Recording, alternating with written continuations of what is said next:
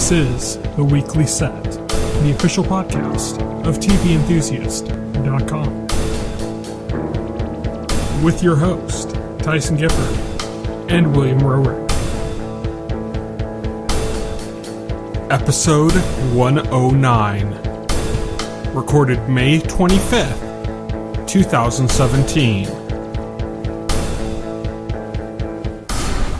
Hello, everybody, and welcome to The Weekly Set, the official podcast of TVEnthusiast.com. I am your host and the editor-in-chief of TV Enthusiast. My name is Tyson, and joining me today, as always, is my co-host on The Weekly Set, William Roerick. Hello. So, today we are going to be talking about the recently released trailer for Game of Thrones Season 7. Of course, we're going to talk about that. Game of Thrones is a huge show for us. But we're also going to be talking about the debut, after 26 years, of Season 3 of Twin Peaks, and the 4th episode of American Gods, and then we're going to talk about what's coming up in the week ahead, as we always do. So, let's kick things off with the Game of Thrones trailer. I've been waiting for this for a while. It feels like it's taken them forever to get this trailer out. I mean, the show is coming in July. Which is still too far away. Oh my god. But that trailer, it has to be one of the best TV trailers I've ever seen in my life. That was one of the best teaser trailers. I remember like the teaser trailers for past seasons, like the one that was set to the Hero song by David Bowie, or those are a fair amount of hype.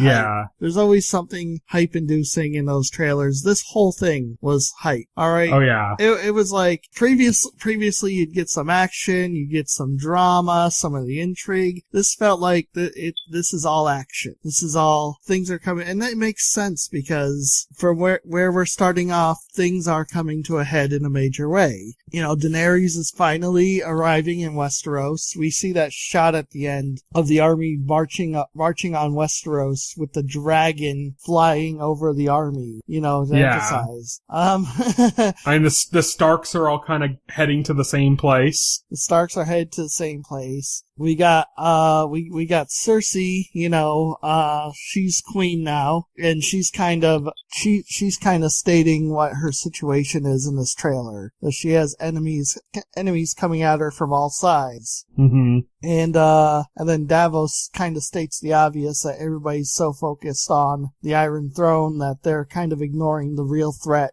which is the threat from the White Walkers. Yeah, I love his line. Then it won't matter whose skeleton sits on the Iron Throne. Yes, that was an awesome line. This is perfect, yeah. That was a perfect line.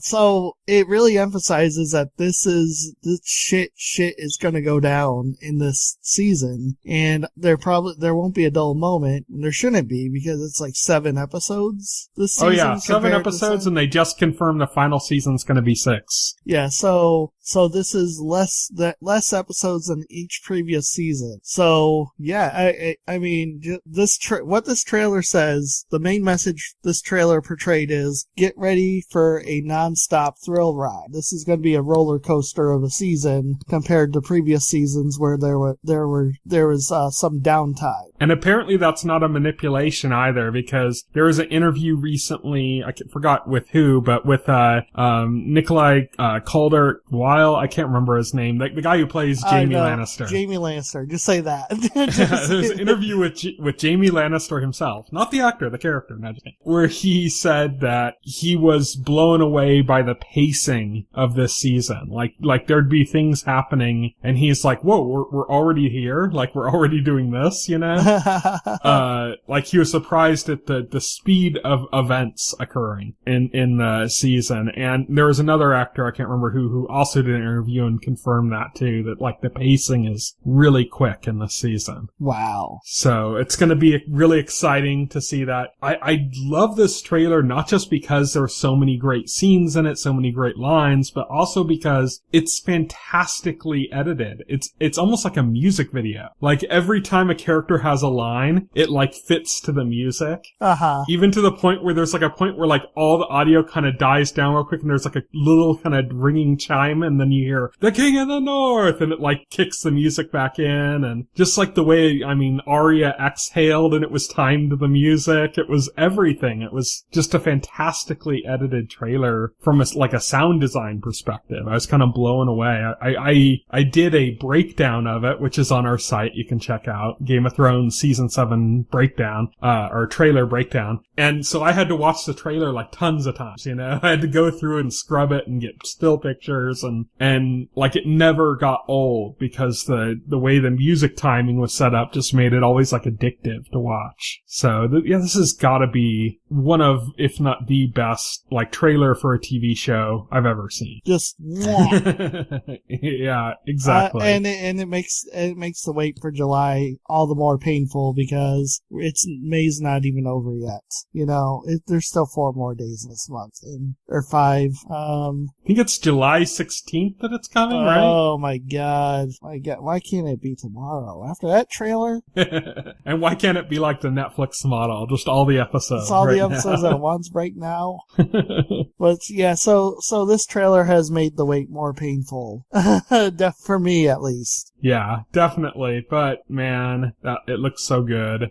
So much going on in there. If you watch my trailer breakdown, I broke down a lot of like very specific things, like where places are. There's a lot of stuff that happens like very quickly in the trailer that I feel like you don't pay attention really carefully or rewind it and check, you're kind of not sure what just happened. I was able to kind of break down and say, oh, okay, this is a continuation of this scene from earlier in the trailer, and this scene takes place in this place because of this iconography, you know? So, for example, where you saw most of the battles taking place, where you saw like the Unsullied fighting other troops, that was at Castle Rock, which we haven't seen yet. That's like a new location. That's the Lannister castle, basically. Yeah. And so we've never been there. That's there. We know that Cersei and Jaime go there at some point because when you see the colored map on the ground, that's also in Castle Rock. So there's things like that you'll see, you know, if you go into the trailer breakdown, you'll see I addressed all that stuff and more. So yeah, I'm so excited for this. It can't come soon enough, like you said.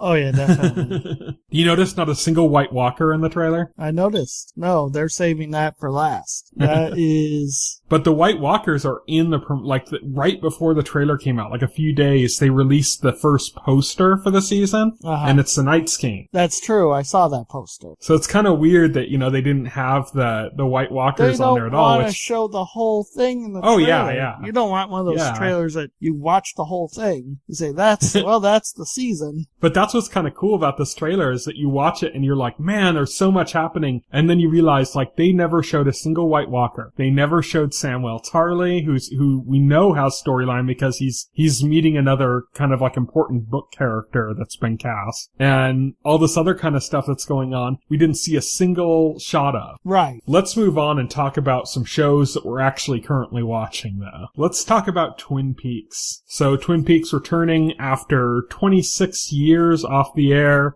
25 if you count the movie Firewalk with Me.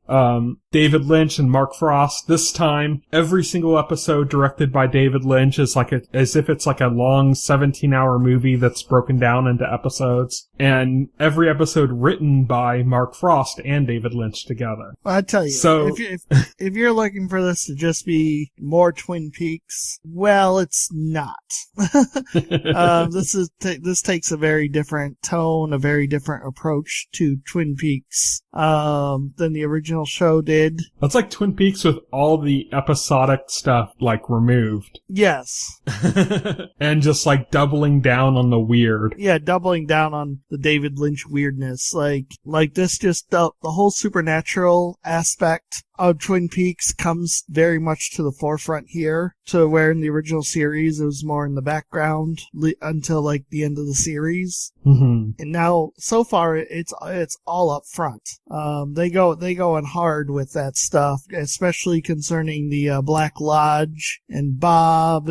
And you like how Agent Dale Cooper now, like his kind of evil incarnation that's out in the wild, is kind of taking on like a Bob kind of look with the long hair and yeah, I think that's cool. That's because the actor who played Bob in the original series has passed away, Frank Silva. So this is kind of like almost like a little tribute to Frank Silva. Like they kind of put him in the show anyways by doing that, you know? Right, by doing that, by making Cooper's doppelganger. Because it's not Cooper. Yeah. Like, it's not misunderstood. This isn't like Cooper possessed by Bob. This is actually an evil doppelganger from the Black Lodge who's running around while the real Cooper is trapped inside the Black Lodge. Because if you remember the fight in the Black Lodge at the end of season 2, where Cooper battled his doppelganger, and it was revealed at the end of the season that his doppelganger was the entity that escaped. And so, I mean, if you didn't watch the preview, you wouldn't know this, but it's obvious. It obviously picks up that thread from there. Yeah. It's interesting that so they have Cooper is trapped in there. He can't leave unless Bob returns. Right. And Bob, doesn't want to return, but there's like some kind of a force like pulling him in or something that they're kind of been addressing through. And he's like working on a plan to like stop from being pulled back in. From being pulled back in. Yeah, the forces of the Black Lodge are pulling him back in. There's a scene where he has a conversation with some entity over the phone that tells him he has to return. It's some mystery guy. I assume he wasn't talking to an actual person, but more like an entity.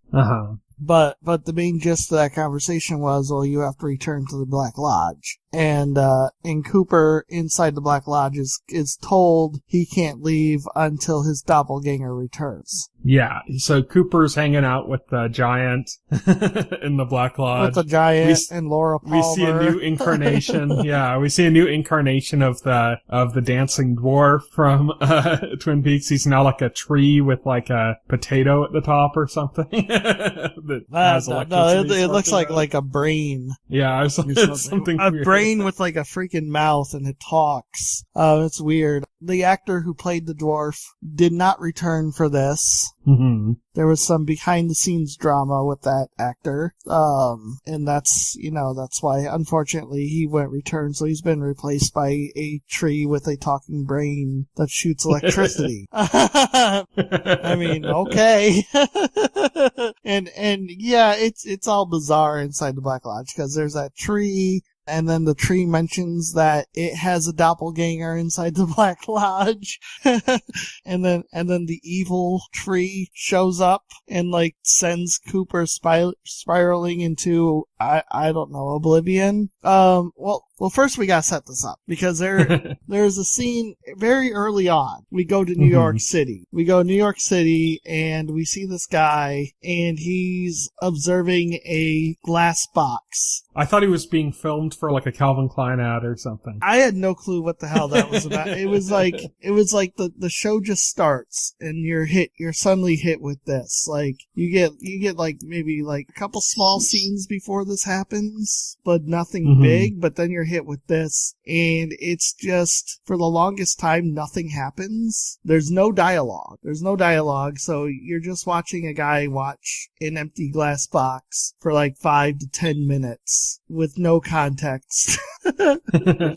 He hears like a recorded thing like saying, camera 2 or something, and he goes and changes it like a tape. Right. And like a memory card, and then he takes the old memory card and puts it into a case with other ones. This is a part of this where the show can become difficult to watch. It's not difficult because it's not difficult because it's difficult because the pacing slows to a crawl during these scenes. To a snail's pace, yeah. Yeah, to a snail's pace. Because you're literally watching almost nothing happen for a full 10 minutes. And you're not... Just a guy sitting, in a chair looking at a glass. Just a guy sitting in a chair looking at a glass. And to make matters worse, there's no context for it. There's no explanation or not even any setup to prepare you for you're just stuck there, and it can be a chore to watch. I wouldn't, like, for a newcomer, if you stopped watching right there, I would not blame you. If that was I can't even imagine a newcomer watching this. If that was your first exposure to Twin Peaks, you're probably thinking we're all crazy for speaking so highly of this show. Yeah, like, I can't even imagine somebody who hasn't watched Twin Peaks watching this at all. Like, not just that scene, but this show, and, like, this return, you know? Like, this is so hard Twin Peaks. That, this like, is so, yeah.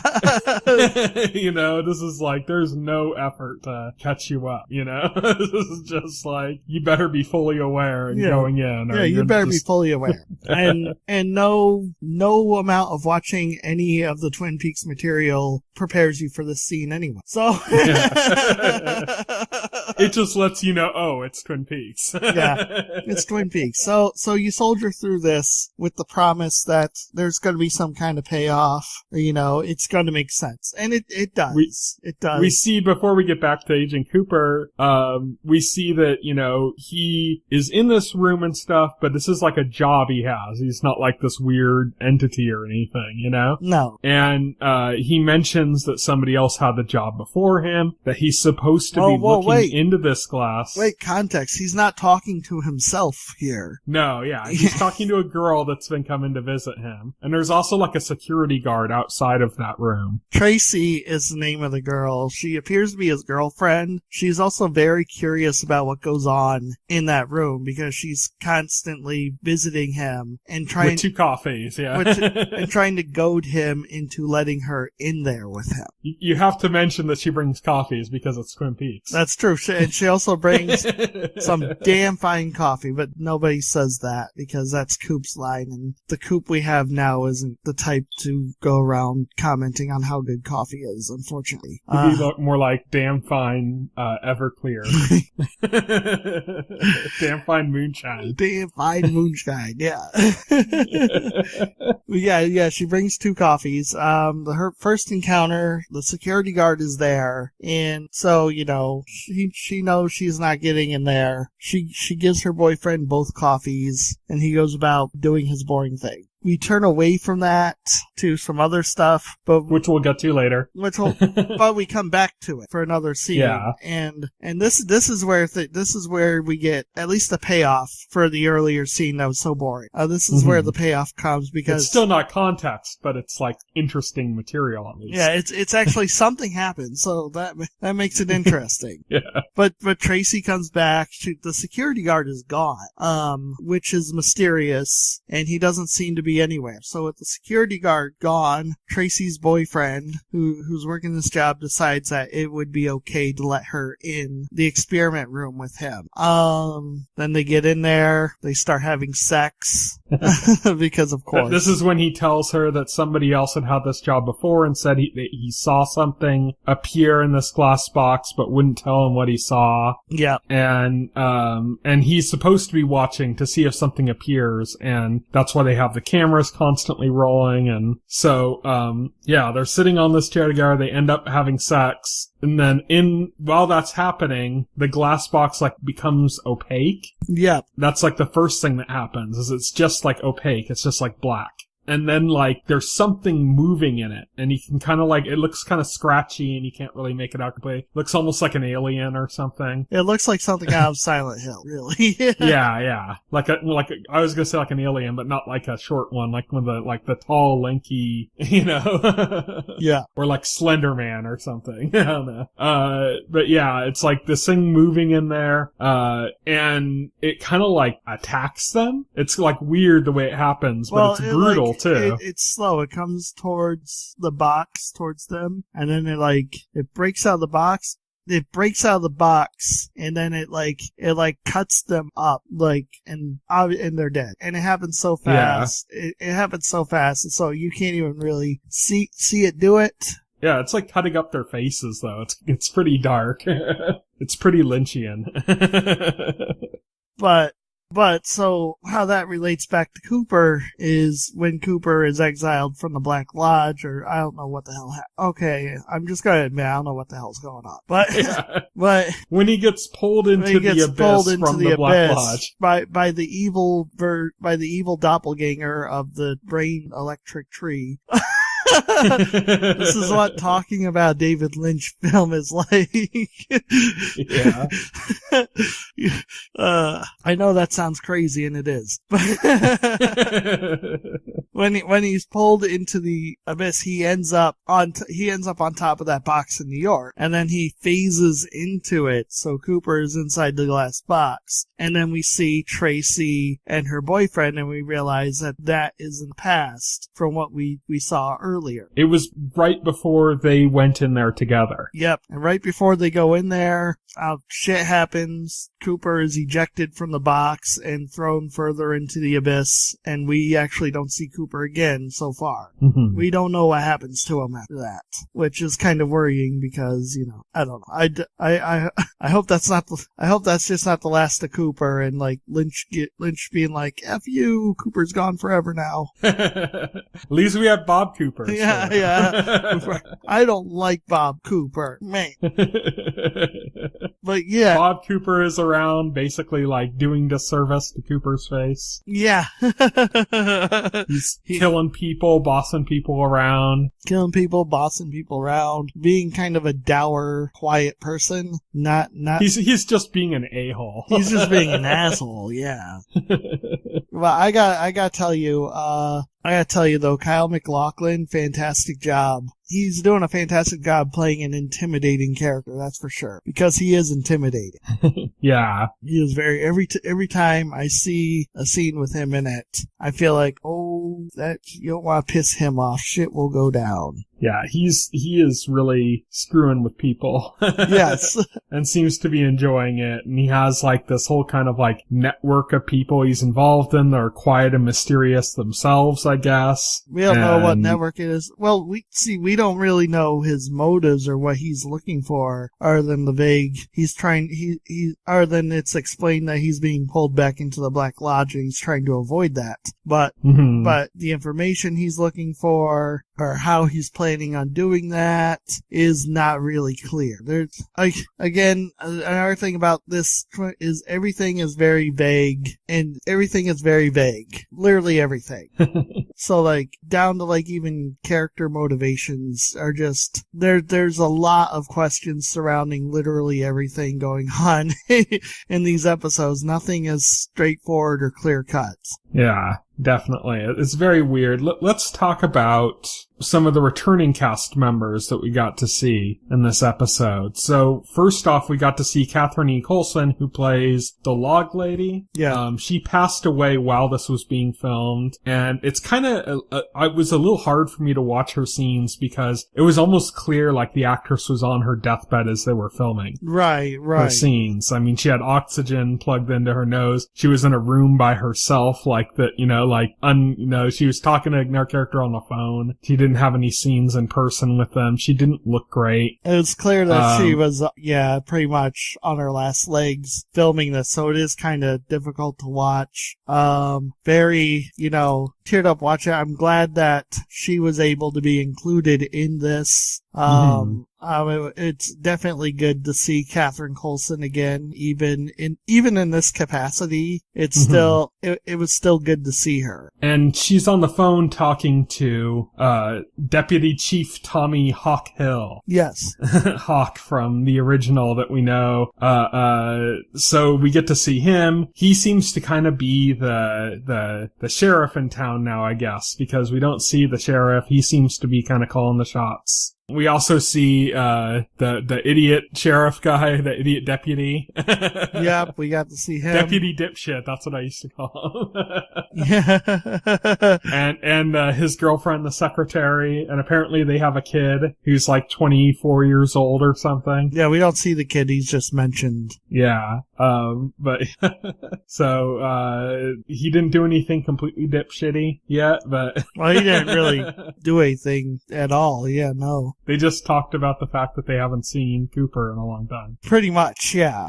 Because the log lady told Hawk that something was happening, something's missing, I believe is what she said, and it had to do with Dale Cooper. Yeah, like Cooper's missing, even though they think he just took off. Nobody realized that wasn't Cooper. Mm-hmm. So we don't see that. We don't really hear much about. They mention one thing about the old sheriff from the show. There's like a guy that comes in asking to talk to him. Yes. And the secretary says, "Which one?" or something. And, yeah. And then there's like a confusing talk where the guy just doesn't know what she's talking about. And then that's like the only inference to that character. Yeah, Sheriff Truman. Yeah. So that's all we see of her. We see, Sarah Palmer, Laura's mother, who's kind of in a house by herself watching like a nature documentary. Yeah. That was just kind of like a fairly long scene that told us nothing. That was a nothing scene, pretty much. Just literally watching her watch TV. Yeah.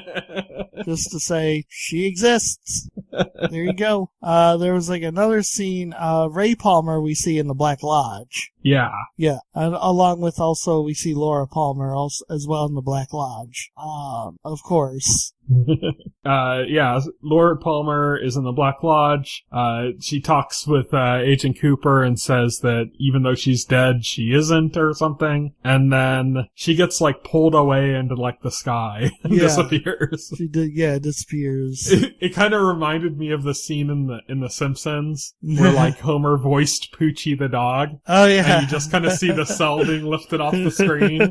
Like, now I have to go back to my home planet. And he just like, literally the cell gets like slided off the screen. It was kind of just like this weird abrupt like jerking her off the screen like moment. It was so strange. That's just, this whole show is so strange. I find myself, even having watched the entire series and enjoying it, I find myself like, as I'm watching this, there are parts where I'm just like, God, this is so cheesy. Like, was I wrong that I liked this show? And then something will happen that kind of makes me like laugh. And then I'm like, okay, yeah, I'm remembering it, you know? Like, I'm like, yeah, this is why I like it, because it's cheesy and it gets like that. And then there'll be a moment that's just like super creepy. Yeah. And it's made creepier by kind of like the weird pacing, the way like a character will say something and then there's like a pause of like 10 seconds before the next character responds. Right, yeah, the weird pacing kind of makes it amplifies the sense of dread in a scene, you know, the slow pacing does. And it's not like there's music that's building it up, it's just like nothing. It's just nothing. And just people being seemingly deliberately slow. And it's and it amplifies anything that like any kind of like weirdness you're feeling, you know, and the scene is like amplified by that. Yeah. So, I mean, legit, one of the criticisms is the fact that the special effects are cheesy. The acting feels wooden or stiff in a lot of places. The acting's definitely deliberate. That like the stiffness of the acting. Oh yeah, it's definitely deliberate. I mean, I don't believe that these people are suddenly just putting out the worst performances of their careers just because. Yeah. And as for the special effects, there are times in which I think that they're doing it perfectly because they're matching what the original looked like. Like they're not like, it's not like, ooh, this is Twin Peaks' a special edition with remastered special effects. This isn't like a George Lucas special edition show, you know? Right. Where everything's all shiny and new now. No, it kind of preserves the old style. And even some of the areas where it's just kind of like not necessarily that great looking, you know? Like it kind of keeps that. There are a few moments in the special effects that I really didn't like. There's one where you see like in the Black Lodge, you see the curtains kind of pull apart and it goes off to nowhere and you see the tile, like the floor that's got that pattern kind of stretching out, and that kind of like, it was like a long kind of completely unnecessary scene like many of the scenes in the episodes. But like the special effects kind of took me out of it because they were so, it was like really bad CG. It was like Lawnmower Man or something, you know? It was just kind of really bad CG. And I think what I liked more was kind of like the old school like practical effects. Like when you'd see the trees in the forest and it would be overlaid with the red curtains, you know? Stuff like that where I'm like, okay, that kind of, it still kind of holds up because there's kind of like a weird, even though it's a really simple effect, it's kind of like a weird thing, you know? Like it kind of matches in this weird way. But like the other scene I mentioned did not work for me. Right, totally. So yeah, there's some weird stuff with that, but in general, I think a lot of the special effects, even when they look kind of bad, that kind of works towards its favor in a weird way, because it's Twin Peaks. Like, it wouldn't work towards its favor in anything else, but in this it does. We talked about some of the returning cast members, except we didn't mention James. Do we have to? He's still cool. James was never cool, you liar. Which just makes me remember the kind of cringeworthy, like, cultish scene where him and the two girls are, like, singing a song together and recording it. Yeah, I remember. Yeah, so we have two characters returning in that scene. Mädchen Amick, who I forgot the name of her character on Twin Peaks, and James. Yeah. But we see the two of them, yeah. That's at that club. What's it called? The Bang Bang Club or something? Yeah, the Bang Bang Club, yeah. The bar that, where you always get the premonitions happening, like, it's happening again, with the giant on the stage. That's still probably my favorite scene from Twin Peaks as a whole, is when they're all in that club and the performers on stage, and it's this really kind of like eerie, sad song, and Cooper's there, and everything kind of went like dark, and all of a sudden it was the giant on the stage, and he said it was happening again. Still probably my favorite scene in the series. Oh. That or the very beginning of season 2 with the old man with the thumbs up. But so we see that club again. Nothing really weird happens at the club. It's just kind of, unless you just count weird that people still idolize James. Yeah. But that's, I think, pretty much it for the returning cast. No, we see the doctor, the psychologist that wears 2 pairs of sunglasses. We see him again. He does his little 2 sunglasses thing where he takes off his sunglasses and he has other sunglasses underneath them. Well, I'm glad you remember that. We saw him briefly, and they did that little trick, to identify him. There's a brand new murder. Yeah, this is like didn't they say it was in South Dakota or something? Yeah, I think it's South Dakota, yeah. And this is where we go in with, like Matthew Lillard's character. Matthew Lillard from Scream. He plays William Hastings. He's like a principal at a school. But before we're introduced to him, what we have is there's a lady and her dog. She goes by her neighbor's room, and she's like reacting that something smells really bad there. And she knocks on the door and her neighbor doesn't answer, so she's calling the police. It's kind of like painfully awkward, everything that ensues there, because they're trying to, the police come, they need to like open up the room, and so they're like, is there a manager or somebody with a key? Oh my god, this lady is so annoying. It's like, she can't. And it finally comes down to that she had an extra key the whole time. And then there's this guy, there's this guy who's like, he thinks his like, friend or something called the cops on him.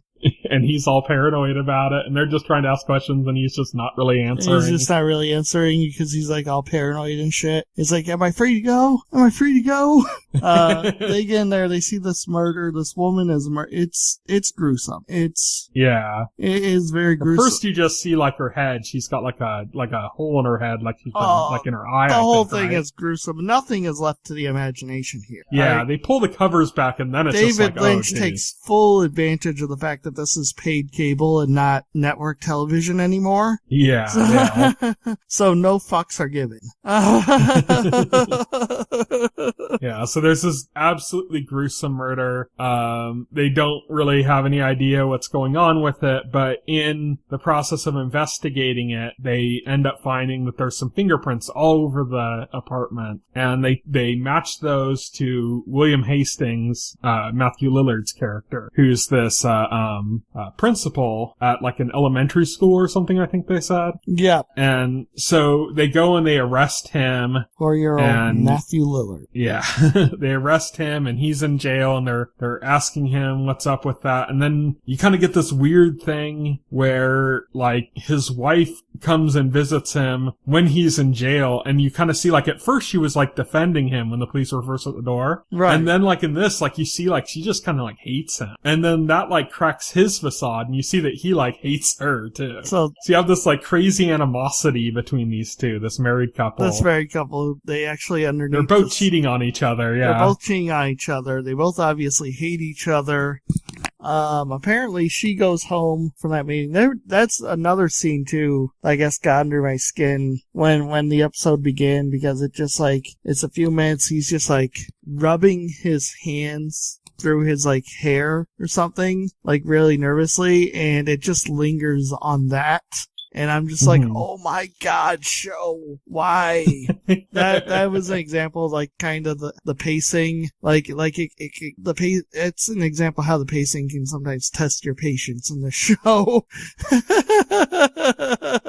Yeah, this story between the husband and wife, though, has a lot of, like, shades of, there was, like, the storyline in the first series, what about the original series. The charcoal ghost in the jail cell, too, just shows up and, like, disappears. Yeah. No explanation for that, by the way. That's just a thing that's there and is not explained. But like I was gonna say, the marriage of these two really reminds me of, like, in the original series, there was that one, I think it was like the one woman that, like, they tried to kill her by, like, burning down something, and she disappeared and she reappeared as, like, a Japanese man. Yeah. Remember? And that kind of, like, weird scheming story that just kind of, like, when she popped up as a Japanese man and all that stuff started happening, and it was like, what the hell is going on? Like, this is kind of reminds me of that. This kind of, like, animosity between this married couple. It's kind of like, I guess that's going to be maybe this part of the show. Well, I guess, but what ends up happening is, like, well, he describes, because they pinned him for the murder of this woman, his fingerprints are all over the apartment. And he describes to her he didn't do it. He had a dream that he was there. He says he had a dream that he was there, and he swears it was just a dream, even though physical evidence puts him actually being there. So we get that. She goes back home, and she's confronted by Booper. Bob Cooper, yeah. Booper. Yeah, Booper, yeah. She's confronted by Bob Cooper, who she says who she recognizes, because she says she knows him, and then he just shoots her dead. Yeah, she mentioned something about, or she's talking, I think, I don't know. Can't remember if she's talking to him or to somebody else on the phone or something. She's talking to somebody else on the phone, I think, when she gets there, and then she runs into him. He's just standing in her apartment. Yeah, and then he says, like, that's, you know, like, you perfectly followed human nature or something. And then shoots her and kills her. And then shoots her and kills her. Like, implying that Booper, like, had something to do with this murder, like, and has something to do with her husband being framed, and that she was in on it. Suggesting that she knew more than we thought she knew. But he flat out kills her. After that, we have with Booper, we have probably the most disturbing scene in the episode, which is when he goes to the hotel and he's with the girl that is, like, a prostitute, I think, or something.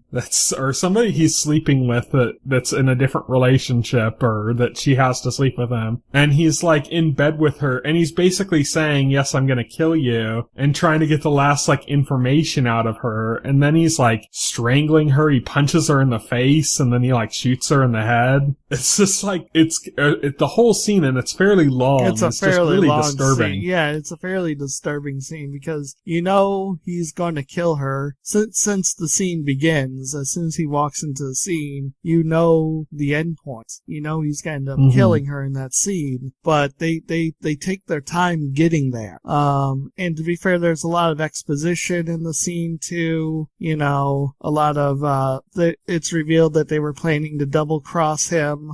That's when you had mentioned earlier that he has a conversation with some entity over like a device. Yeah, I would say a phone, but it wasn't like a phone. It's almost like a weird CB radio. CB radio. Again, I can't. This show, it doesn't make any like it can't be a simple explanation like over the phone.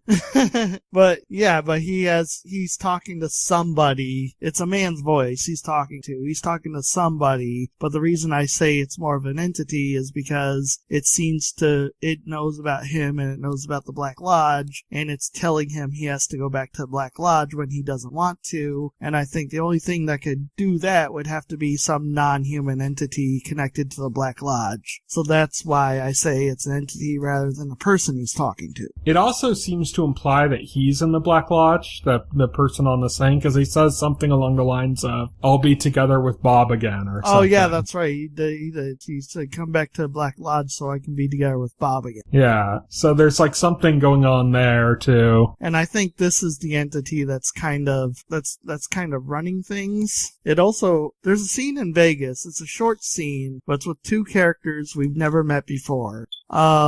It's two characters we never met before. It's this guy, he seems to be some kind of big wig. And then another guy who seems to be his assistant. He hands his assistant some money to convince a woman to come work for them. And then it seems very straightforward until there's this odd dialogue exchange right after between the two characters where this guy's assistant asks him flat out, he says, why do you let him make you do this stuff? Him referring to some mysterious third party that we're not aware of. The initial impression is that maybe it's Bob? Yeah. That's kind of like the initial thing that you think. Yeah, that's the initial thing you think, but maybe not. Yeah. But he just says, just hope that you never get involved with somebody like this. Hope that you never have somebody like this guy in your life, which suggests like it's that bad. Again, that's literally it. We don't see these characters again so far. That was it for that scene and those characters. We don't know who he was referring to, it's a lot of mystery. We don't know who he was referring to, who those characters even were, what they do, what they are doing on behalf of whoever the hell they were talking about in the first place.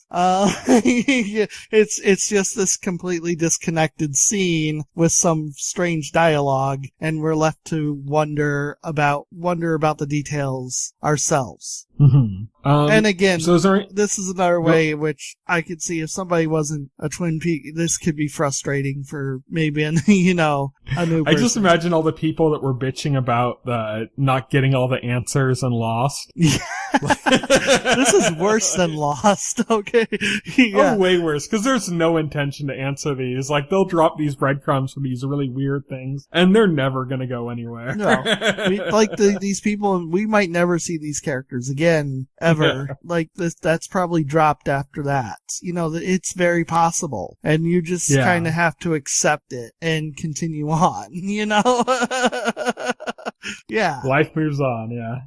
Do you have anything else to talk about with these episodes? I think we hit all the major points. Then let's move on then, and let's talk about American Gods. Okay, sure. So I've been itching to talk about American Gods. Final thoughts on Twin Peaks so far? Twin Peaks Return? Twin Peaks Return, it's Twin Peaks. Yeah. It's Twin Peaks. It's Twin Peaks concentrate. Yeah, concentrate. It's all the weird parts of Twin Peaks. So all the straightforward soap opera stuff is not so much present anymore. It's like all the way. So if you hated the weird supernatural stuff that occurred towards the end of season 2, towards the middle and end of season 2, well, this is so far a whole season of that. So you'll probably hate this. But for me, I'm fascinated. I'm intrigued. I'm fascinated to see where this goes. To see the next what the fuck moment. I gotta say, he's brilliantly got me hooked in that way.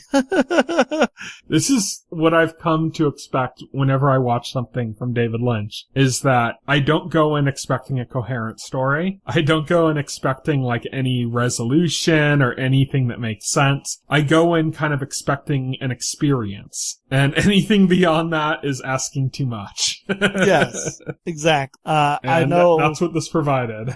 I know critics are dividing it. I know, like one of the major critics, David Osiello, hates this. Yeah. So it's very divisive. But yes, let's talk about some American Gods, cause yeah, I'm excited to talk about it. I'm excited to talk about this episode. I don't know about you, but this was perhaps the best episode yet. If not, maybe a close second to episode 1. I don't know, but this was it was up there. It was so good. I absolutely adored this episode. I wasn't so hot on this episode just because I'm not, it was an entire episode about Laura Moon, and I'm not so hot on her character. And this, she's not a very good person. No, she's not. This episode didn't do much to endear me to her either. There's some cool things, but I just felt like overall she's a pretty awful person, and I kind of wish we got more of the storyline involving the gods in this episode. But then again, that's where my primary interest lies, and not so much this. But it was nice to get some backstory. It was nice we did get an explanation for what happened at the end of episode 1. End of episode 1, yeah. So this episode began with a moment where you thought they were maybe in ancient Egypt or something. And then you find out it's a casino. Psych. I love it when shows do that. So it's actually in a casino, and Laura works in a casino as a dealer, of cards, not a drug dealer. Though I wouldn't put it past her. So she's working, you kind of see this humdrum life she has where she's working in this, the small pleasures she gets are being taken away from her. She enjoys shuffling the cards, but now they have a card shuffling machine. So it's almost like her job's becoming more and more robotic. She's getting more and more dissatisfied with life. And that culminates in a scene where we see her going in her jacuzzi, putting the cover over the top and spraying bug spray in it. Almost like an apparent suicide or a way to get high or something. But it just shows how just miserable she is in her life right now. Yeah, she's just completely miserable. And I don't think at any point she's not miserable. So yeah, she's completely miserable. Shadow Moon comes into her life. He comes into the casino looking to grift, looking to cheat and get some easy money. She warns him, tells him that, there's plants around among the people. They're already kind of looking at you, so you already triggered something to make them pay attention to you. Yeah. Don't try to cheat, you will be going to jail. Yeah, he's kind of cocky. He thinks he's being sly, but she catches him right away. And so, she knows right off the bat as soon as he attempts something, she catches it.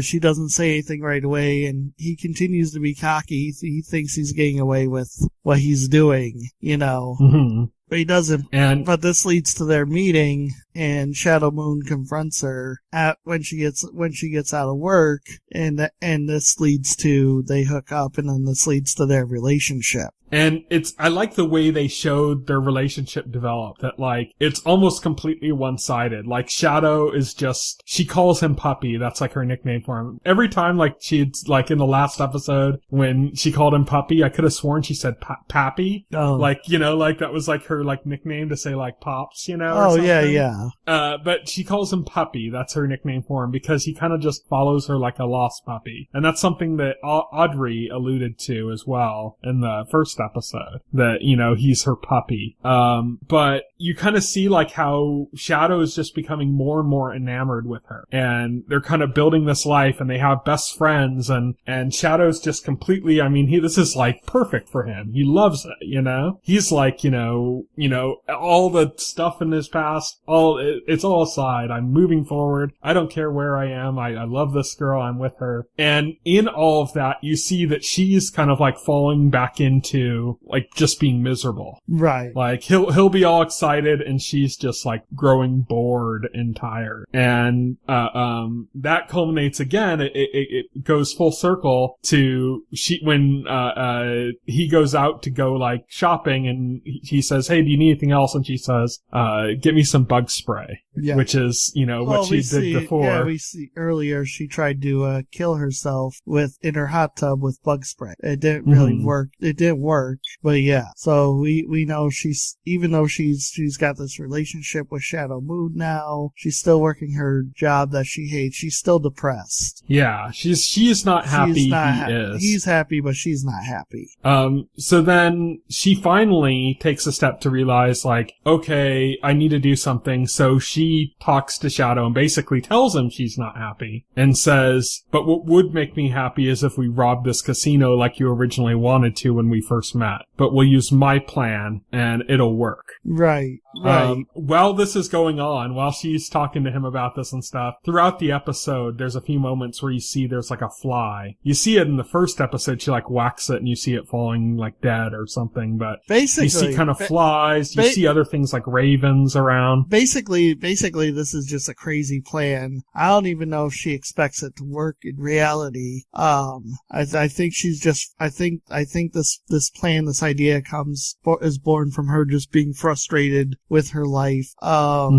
I think there's more to it. I think the use of the animals, like the flies and the ravens and stuff, I think plays into the idea. Like ravens is a big thing in relation to Odin. Yeah, so the ravens are there, so that kind of implies that maybe Odin is sort of manipulating the events because Odin takes on Shadow Moon after Shadow Moon gets out, and right away, Odin takes a great interest in him, and one of the main questions that you have to this point is why Shadow Moon? Why did Odin take such an interest in Shadow Moon and go to these lengths to recruit him? And we know there's more to Shadow Moon than just being like, we know there's more to him. Yeah. Not only is he getting protection from these various gods and stuff, but there's other stuff going on. So to see the ravens, one really big thing we'll talk about later. So to see the ravens during this, it makes sense that Odin is in the background, kind of probably influencing events to get to where we are now, in the show, because we get the idea, even in the first episode, we got the idea that Odin kind of manipulated things so that he could meet Shadow Moon for the first time, whereas Shadow Moon ended up on a seat right next to him. What a coincidence. Yeah, and I think there's a good chance that this is Odin and Loki working on this. I don't know if you realize, but Loki's already been in this as well, in the show. No, I didn't. in the first episode, and you have to pay real close attention. He's the guy in prison, right? Yeah, he's in prison with Shadow Moon. His prison name is Loki. Oh yeah, Loki. Haha. Yep. And his last name is Lysmith. Yep. Yeah, I knew he had to be some kind of god. I knew from the beginning of the show when this character first showed up that he had to be some kind of god. I knew that right away. But yeah, it didn't occur to me that he was Loki. But then again, it didn't occur to me right away that Mr. Wednesday was Odin until it was pointed out to me. So yeah, so you have this kind of stuff going on with that. My guess is that the ravens represent Odin and the flies represent Loki. Because Loki's like a pest, like he pesters. And that's kind of like what the fly's been doing. Even though it's like, seems to be tracking them, it also seems to be like taking pleasure in annoying her. So I think that the two of them are playing that, but that's just all my guess. Right. Based on what I know about the god Loki and everything, Yeah. Based on what I know about the Thor comics. based on Thor comics. So basically Loki's gonna go and antagonize the Avengers after this. So this plan goes awry. Shadow ends up in jail. Laura offers, she says that if I admit to, then we'll both get like 1.5 years, but if I let you do it yourself, then you get 5, which is kind of funny because that's basically the prisoner's dilemma, if you've ever heard of that problem. Mm-hmm. Which is the idea of, like, you take two men that committed a crime, you put them in separate holding cells, and you say to each one separately, if you turn on the other one, you go scot-free. If you don't turn, and neither does your partner, you both get 5 years. And if your partner turns on you, you get 10. And so the idea is, well, what do? Do you each take the 5, and that's like the easier way? You both take 5. Do you risk taking the 10 because your partner might turn on you? And so it's kind of like they're playing on that idea of the prisoner's dilemma. In this case, though, it's Shadow that says, no, we are not doing this. You are not going to jail. Right. I'll serve the time. I'll get out on early behavior, on good behavior. And, you know, as long as I know you're waiting for me, I'll be fine. Which she goes ahead and doesn't do.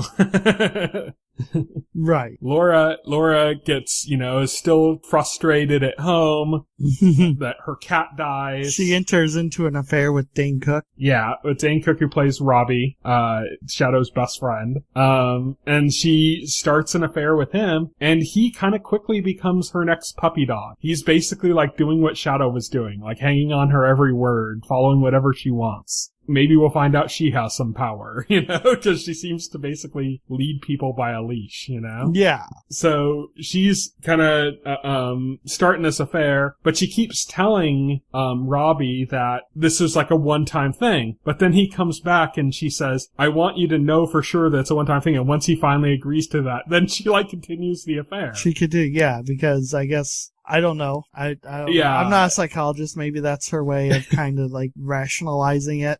You know, who knows? But and then, like, you know, when Shadow's about to get out of jail, she's still sleeping with him. We see the other side of his conversation with her from the first episode, where he had said that, you know, it feels like that there's like a storm, but that like it's just not coming, you know, or something. And you see that the other side of it, where like as she's having that conversation with him, you know, Robbie's basically laying in their bed waiting for her to come back to bed. So she's like cheating on him in that moment. And she goes with Robbie. They're driving at night, and Robbie's basically saying, we need to tell my wife and Shadow that, you know, we're together and they'll understand that we love each other and that'll go on. And she says, no, I already told you, this is, you know, I'm gonna be with Shadow when Shadow's back, and, you know, just enjoy this while you have it or something. And she goes and starts giving him roadhead, which we know from the last episode how that ends for him. Yeah. I mean, to be fair, it ends badly for both of them. Yeah. I mean, but they added insult to injury in his case. Yeah, they did. But then again, he was a douche. So yeah. But so what happens is, as they're driving, something kind of distracts them, and a car kind of is changing lanes, and they in order to avoid it, they end up getting in an accident.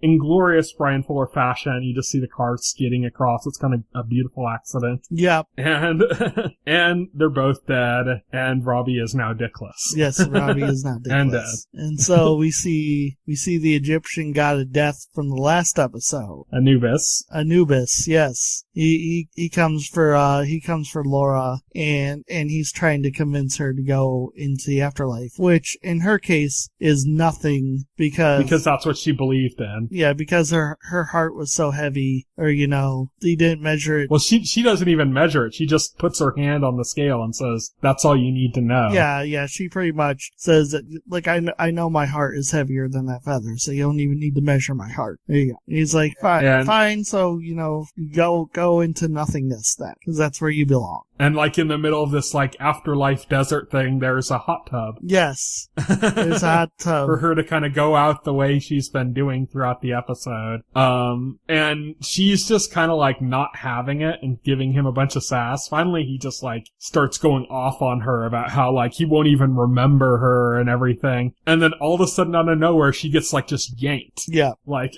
from the world, goes, like, flying off into the sky backwards. And she's back, and she's a zombie. And she pulls herself from the grave. We have to say this is because the gold coin. Yes. Well, we saw the gold coin not only, when it was being dug up in the last episode, that there was a coin-shaped hole in the casket, like right above where her head would be. Right. So it like went like into her or something. And, so she gets up and, immediately we kind of see things in her vision, which is like everything's kind of got this weird kind of bleached look to it. And it's like she's perceiving things a little bit differently. And she sees this like light, like shining off in the distance. And she goes to follow it, and she ends up seeing what we saw at the end of episode 1, with Shadow Moon hanging from a tree with all of these like Clockwork Orange people, Technical Boys minions. Yes. Like standing around. Well, we see the scene from the first episode, but from Laura's perspective now. And the interesting thing is, and there's no point in recapping the scene, Laura does what we see in the she just destroys them. She destroys them, and she rescues Shadow. The interesting thing from the scene is we get to see how she perceived Shadow from her vision, and he appears as this glowing beam of yellow light. It's like her own personal sun. Her own personal sun, yeah. So nothing else appears to her like that. Shadow Moon is the only thing in the universe that appears. So whenever she sees that beam, she knows it's Shadow. So she can always tell when Shadow is around or near. Well, she can see where he is over the horizon because she can see the light. Oh yeah, the light is so bright she can see it over the horizon. So, so she goes, she kills all those guys, but she doesn't like talk to Shadow or anything. She kind of goes off and hides. Because of her actions, her arm falls off, which I think is a kind of a beautiful like thing that they played with from that episode, from that point on, of her walking around carrying her arm. Oh yeah, they play with that. She attempts to reattach it herself. She's unsuccessful. She has a lot of embalming fluid that she needs to get out of her system. She has these gross scenes where she's like puking it up or shitting it out. That was hilarious. That was hilarious. Scene where she's shitting it out. Which we'll get to, because before that we could say that she breaks into Robbie and Audrey's house. Yes. To get like sewing supplies to try to sew her arm on. And Audrey walks in, sees her standing there with like the, arm, holding the arm severed, just sitting there, and just kind of screams and runs away. It's kind of hilarious. Now, by all appearances at this point, Laura Moon is a classical zombie. She's decaying, she's got, but the one thing, the main differences are she retains all her mental facilities. And she doesn't seem to have any craving for human flesh so far. So far. But, her friend runs into the bathroom, but she ends up breaking in. At first she's trying to talk to her through the door, and then she just breaks in because the embalming fluid is wreaking havoc. So she's all, I'm sorry about this, sits down on the toilet and just starts letting it out and is letting it go. And it's just hilarious because you see Audrey in the shower, like facing away from her, just like gasping in horror, at the whole situation. Laura's like, oh, I'm so sorry about this, but yeah. And then you see Audrey like, oh god. It's just really funny to me, that whole scene. And through that they end up talking. Laura kind of admits that she's a bitch and that she caused Aubrey lots of grief and everything. Audrey admits that she tried to hook up with Shadow, but says it's only fair, and Laura agrees to that. So it seems like they're kind of repairing their relationship to some extent. And they get her arm reattached, and then Laura's like wants to find Shadow, so she's following his light and having Audrey drive them. Yeah, but they're stopped. So she can. They're stopped by Anubis. Well, they're stopped by Mr. Ibis and a big black dog. Oh yeah, that's right. Ends up being Anubis. Yeah. Mr. Ibis is the character we saw. He's the first character we saw in the show. Yeah, he's the first character. He's the one that is writing this, like telling the story. So whenever you see in the show somewhere in America or coming to America, like being written out, that's him writing it. He works at the funeral parlor with Anubis. Yeah. And, they kind of, Anubis says says to her, like, I do remember you, like, you know, Yeah, taking back what he said about how he wouldn't. Taking back what he said because she got away from him. Like he wasn't lying when he said he wasn't going to remember her, but he was talking about when she's cast off. But since she managed to escape death, he remembers. That's something Anubis won't.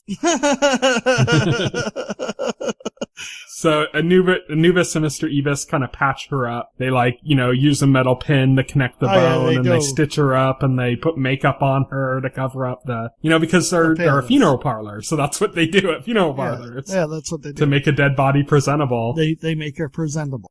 Yeah. So now she looks like she's alive. Even though she's not. And so she goes to the hotel room and is kind of sitting it up. She's kind of sitting on the bed waiting for Shadow to return, as we saw in the last episode at the very end. But you see a little bit more here, because you see she has strips of fly paper hanging from the ceiling, collecting a lot of flies apparently that are swarming to her because she's dead.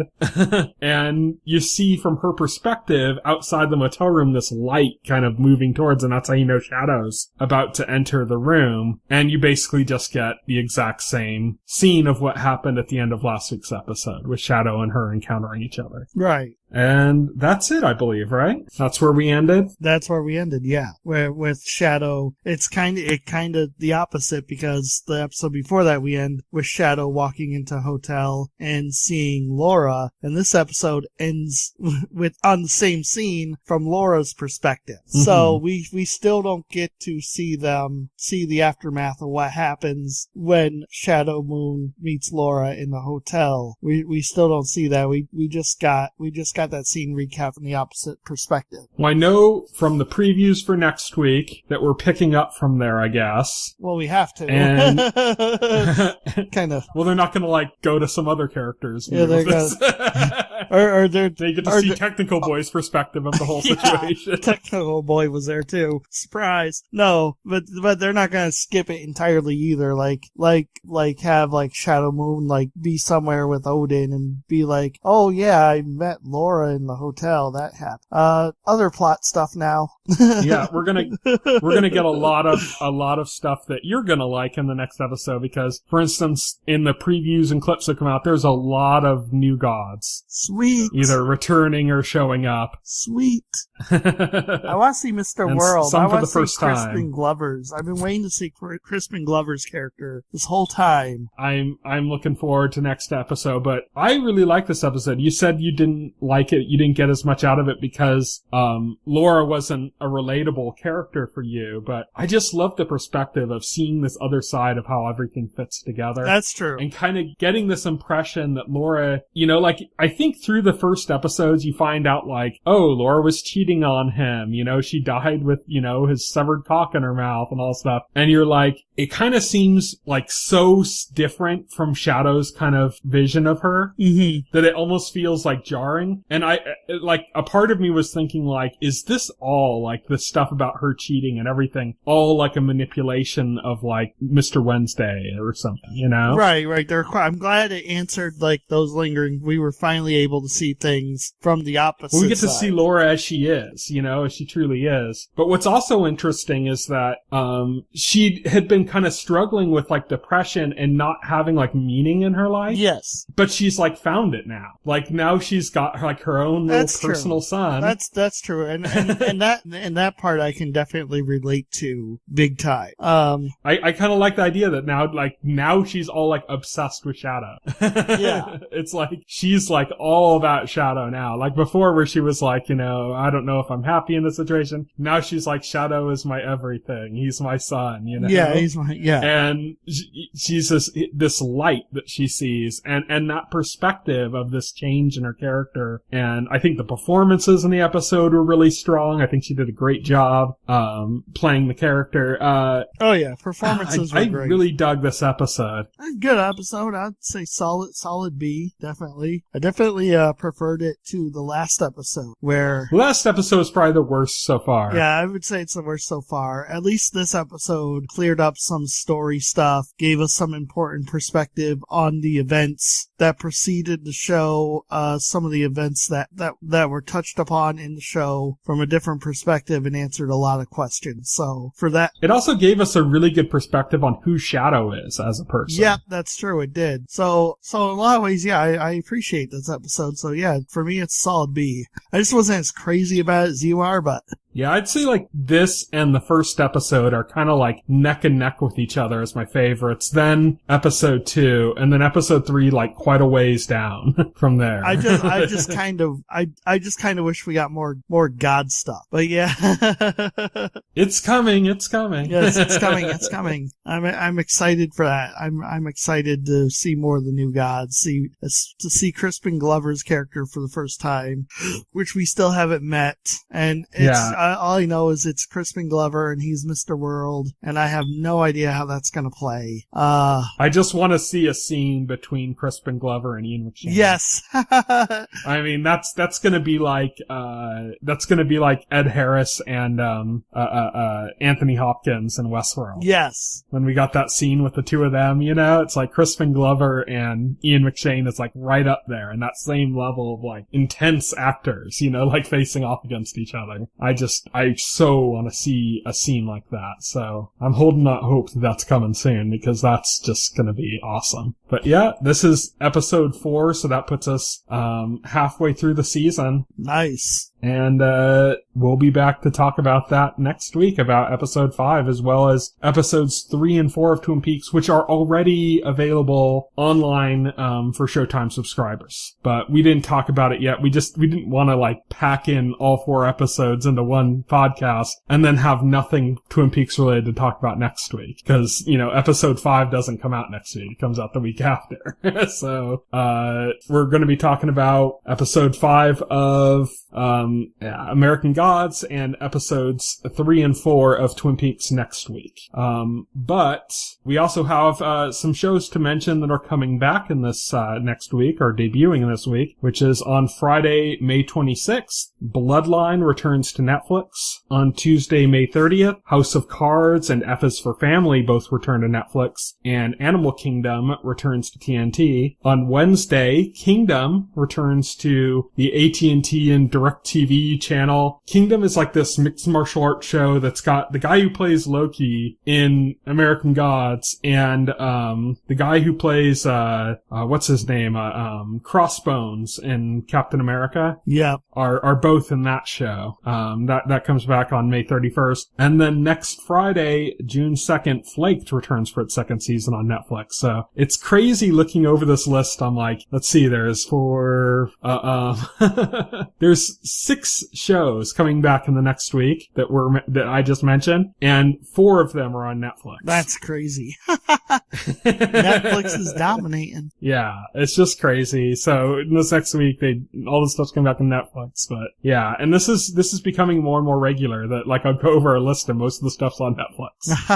But that's it for this week. You can reach me on Twitter. I'm at Tyson Gifford. You can reach Will on Twitter. He is at Voxel Hero. You can check out our Facebook page and our YouTube channel, as well as our site, TVEnthusiast.com. You can subscribe to the podcast through any major podcast client like iTunes or Pocket Cast, and the entire backlog of our podcast is available on our YouTube channel. This week I put up a video impressions or breakdown of the season 7 trailer for Game of Thrones. You can check that out on the site. And of course, every week, right on Sunday, we release a quick impressions of American Gods that is just kind of like laying down some basic ideas of what's going on that we then expand upon when we talk about it on this podcast. So if you want to check those out for next week's episode, right around the time the episode airs, you can check out those as well on our YouTube channel. So thank you everybody for listening. Good night. Good night. If you would like to voice your opinion, send an email to theweeklyset@TVEnthusiast.com. TV Enthusiast is a part of the Enthusiast Media Network.